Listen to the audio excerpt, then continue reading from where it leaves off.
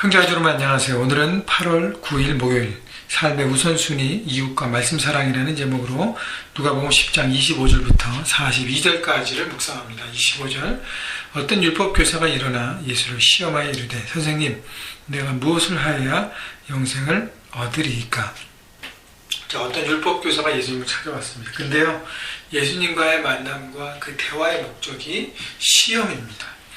자, 올바른 동기를 갖지 않고 잘못된 동기를 가지고 예수님을 시험하는 율법교사, 율법의 전문가, 또 말씀을 안다고 생각했던 것이죠.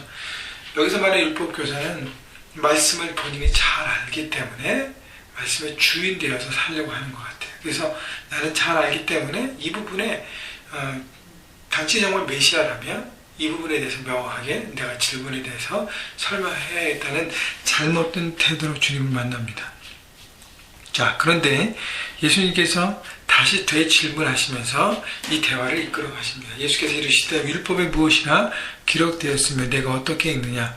27절 대답하여 이르되 내 마음을 다하여 목숨을 다하여 힘을 다하여 뜻을 다하여 주 너의 하나님을 사랑하고 또한 내 이웃을 내 자신과 같이 사랑하라 하였나이다.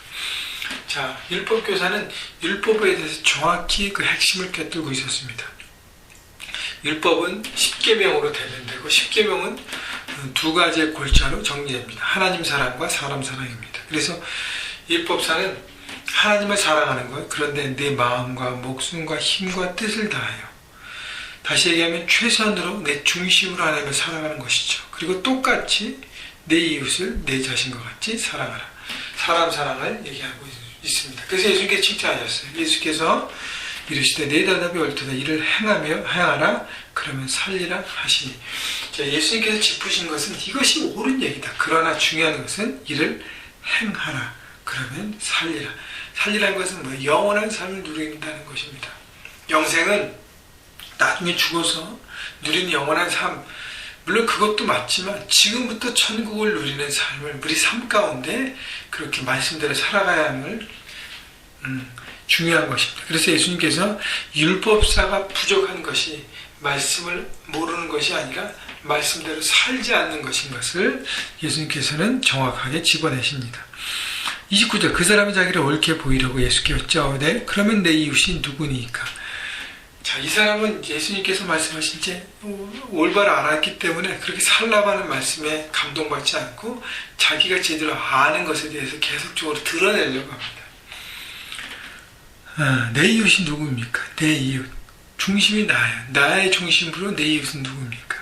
30절 예수님께서 대답하시되 이르시되 어떤 사람이 예루살렘에서 여리고로 내려가다가 강도를 만나 강도들이 그 옷을 벗기고 때려 거의 죽은 것을 버리고 갔더라. 자, 예수님께서 말씀하시면서 그 대답을 내 이웃인 정말 진정한 이웃이 누군가를 가르치시면서 우리가 잘 아는 선한 사마리아인의 비유를 드십니다.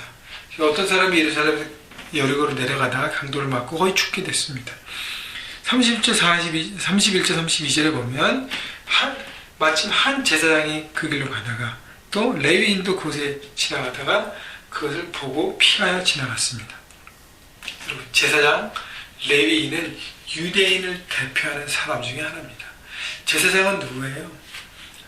그 제사를 섬기고 이스라엘 백성들이 제사를 섬기고 하나님 앞에 모든 죄를 가지고 나가는, 그래서 예배의 핵심을 감당하는 그 일들을 감당했던 사람입니다. 하나님께 제일 가까이 있는 사람이라고 생각했던 사람이에요. 그런데 그는 다친 사람을 돌아보지 않았습니다. 두 번째는 레위인이에요. 레위인도 마찬가지입니다. 레위인은 성전 사역을 감당하고 하나님의 사역, 그 모든 일에 가장 최선방에 섰던 사람입니다. 여러분, 레위인은 여러분 아시다시피 자기의 어떤 잡이 없어요. 그냥 성전에서 일하고 그 일들을 감당하는 것이 자기 일입니다. 그럼에도 불구하고 어떻게 해요? 강도 만난 이웃을 돌아보지 않습니다. 레위인, 제사장 누구보다도 말씀을 잘 알고 율법을 잘 아는 사람들이에요. 그러나 아는 것만큼 살지 않았습니다. 왜냐하면 그들이 갖고 있었던 정말 그러니까 그들이 알고 있었던 율법이 그들의 족쇄가 된 것이 뭐냐 하면 그 다친 사람, 피를 보는 사람, 부정하다 되겠어요. 여러분 중요한 것은요, 사람인데 율법을 지키는 것을 위한 지킴을 만든 것이죠. 자, 그런데 33절, 어떤 사마리아 사람은 여행하는 중 거기 이르러 그를 보고 불쌍히 여겨. 자, 사마리아인의 이웃사랑 실천의 첫 번째는 불쌍히 여기는 마음입니다. 만약에 사람을 불쌍히 여겼다면 레위인과 제사장이 그를 품어줬을 것입니다. 그러나 사람을 불쌍히 여기는 것보다 자기들이 만들어가는 그 규칙, 율법을 지키는 것이 더 우선되었다는 것이죠. 사람보다 규칙이 더 우선됐다는 거예요. 그렇기 때문에 사람을 돌아보지 않은 것입니다. 돌아보면서 만약 규칙이 부정하기 때문에 일주일 동안 씻고 제사를 드리고 그걸 하면 되잖아요. 그죠? 그런데 사람보다 자기들이 갖고 있는 그 규칙들을 더 중하게 여긴 것입니다. 34절, 가까이 가서 기름과 포도주를 그 상처에 붓고 싸매 자기 짐승에 태워 주막으로 데려가서 돌보아 주니라. 두 번째 이웃사랑 실천의 선한 사마리아인의 특징은 자기의 것을 사용한 것이에요. 자기가 갖고 있던 기름과 포도주, 그 기름과 포도주를 그도 왜 갖고 가야겠습니까? 여행 중에 혹시 상처가 나거나 문제가 생길 때 쓰는 비상약이잖아요. 그죠? 자기가 필요한 것인데 그것을 다른 사람에게 위해서 내놓습니다. 그리고 자기 짐승에 태웠다는 것은 어떻게 해요? 아픈 사람을 짐승에 태우고 자기는 걸어서 주막까지 갔다는 것이죠. 그리고 돌아보아 줬습니다. 35절, 그 이튿날 그가 주막 주인에게 드린 데나리온 2를 내어주며 이르되 이 사람을 돌보아 주라. 비용이 더 들면 내가 돌아올 때 갚으리라 하였으니. 자, 다음날 일어나서도 자기는 자기 일을 가야 되니까 그것까지 스탑하면서 하지 않고 그걸 해야 되니까 하고 대신 주막 주인에게 부탁을 합니다. 돈을 주면서 끝까지 이 사람을 좀 돌봐주시고 책임져 주십시오. 자, 자기가 맡은 일에 대한 끝까지 그 책임을 다하는 것, 영혼에 대한 끝까지 책임을 다하는 것이 바로 선한 사마리아인의 사랑 실천이었습니다. 우리가 한번 단발성으로 사람을 섬기고 사랑할 수 있는 것은 하기가 어렵지 않습니다. 그러나 계속적으로 지속적으로 하면서 그 사람에 대한 책임을 다하는 것, 그것이 바로 주님께서 우리에게 말씀하시는 것이죠. 36절, 내 생각에는 이 세 사람 중에 누가 강도 맞는 자의 이웃이 되겠느냐. 37절, 이르되 자비를 베푼 자니이다. 예수께서 이르시되 가서 너도 이와 같이 하라 하시니라. 자, 예수님께서 이 모든 것을 비유를 드신 다음에 내 생각에는 이 세 사람 중에 누가 강도 맞는 자의 이웃이 되겠느냐. 누가 강도 만난 자의 이웃이 되겠느냐. 예수님께서 말씀하신 것은 뭐냐면 이 율법교사는 뭘 얘기했어요? 누가 내 이웃이 되겠습니까? 근데 예수님은 누가 강도 맞는 자의 이웃이 되겠느냐. 다시 얘기하면 그 사람의 이웃이 돼줘야지 내 이웃으로 내 중심으로 하나님의 사랑을 하는 것이 아니라는 것입니다. 내가 중심이 돼서 이웃을 나오면 그래 불쌍하니까 마치 내 것을 가지고 나눠주면서 내가 주인 되고 내가 높아져 있습니다. 그것은 진정한 사랑이 아니라는 거예요.